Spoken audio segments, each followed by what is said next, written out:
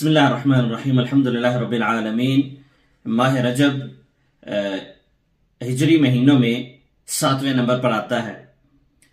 ماہ رجب کی بابت کوئی خاص عبادت یا کوئی خاص فضیلت آپ صلی اللہ علیہ وسلم سے وارد نہیں ہے، سوائے اس کے کہ یہ حرمت والے مہینوں میں سے ایک مہینہ ہے۔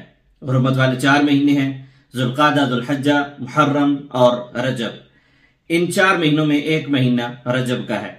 اس کے علاوہ اس ماہ رجب کی احادیث کے اندر نبی صلی اللہ علیہ وسلم سے یا قرآن مجید کے اندر کوئی خاص فضیلت یا عبادت وارد نہیں ہوئی۔ بعض لوگوں کا یہ نظریہ ہے کہ اس ماہ کی 27 تاریخ کو آپ صلی اللہ علیہ وسلم کو معراج کروایا گیا۔ اس بات کے اندر اختلاف ہے کہ آپ صلی اللہ علیہ وسلم کو معراج کب کروایا گیا۔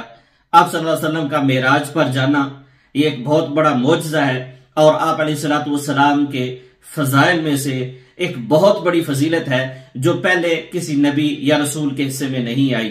آپ صلی اللہ علیہ وسلم کو معراج کروایا گیا، اس کے اندر کوئی شک نہیں ہے۔ اس کا ذکر قرآن مجید کے اندر اللہ تعالیٰ نے بیان کیا ہے۔ اب معراج کب کروایا گیا، کس دن کو کروایا گیا، کس تاریخ کو کروایا گیا، کس مہینے میں کروایا گیا، اس بات کے اندر علماء کا اختلاف ہے۔ بعض لوگ کہتے ہیں کہ ربیع الاول کے اندر معراج کروایا گیا، بعض لوگ کہتے ہیں 27 رجب کو کروایا گیا۔ الغرض اگر 27 رجب کو ہی معراج کروایا گیا ہو، پھر بھی آپ علیہ السلام سے اس رات کو عبادت کرنا یا اس کے دن کو روزے کے لیے خاص کرنا آپ علیہ السلام سے ثابت نہیں ہے، اور نہ ہی آپ علیہ السلام نے اپنے صحابہ کرام کو حکم دیا یا آپ علیہ السلام نے اپنے صحابہ کرام کو اس چیز کا حکم دیا یا اس کی کوئی فضیلت بیان کی۔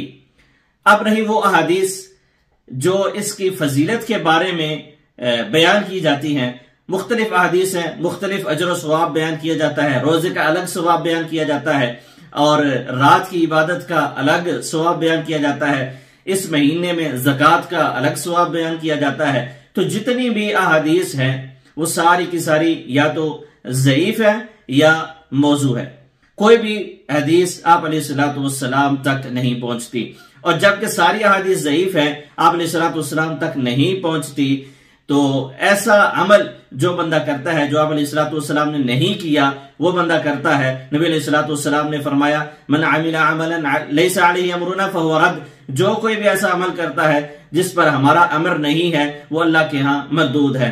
بلکہ قرآن مجید کے اندر اللہ تعالیٰ فرماتے ہیں وجوہ یومئذ خاشعہ، قیامت کے دن کچھ چہرے ایسے ہوں گے جو ذلیل و خوار ہوں گے، عاملۃ ناصبہ، عمل کر کر کے تھک چکے ہوں گے، نتیجہ کیا نکلے گا، تصلیٰ نارا حامیہ، وہ جہنم کی بھڑکتی ہوئی آگ کے اندر داخل ہوں گے۔ اللہ تعالیٰ ہم سب کو محفوظ رکھے۔ تو جو کوئی بھی ایسا عمل کرتا ہے جو نبی علیہ السلام نے نہیں کیا، یا ایسا عمل جو آپ علیہ السلام کی طرف نسبت اس کی کرتا ہے جو آپ علیہ السلام نے نہیں کیا، ایسا عمل بدعت کے زمرے میں آتا ہے۔ اور بدعت کے بارے میں آپ علیہ السلام نے فرمایا کل بدعۃ ضلالہ وکل ضلالۃ فی النار، ہر بدعت گمراہی ہے اور ہر گمراہی جہنم میں لے جانے کا سبب ہے۔ اللہ تعالی ہمیں دین اسلام کو سمجھ کر صحیح معنوں میں اس پر عمل کی توفیق عطا فرمائے، اور بدعات خرافات سے اللہ تعالی ہم کو محفوظ فرمائے۔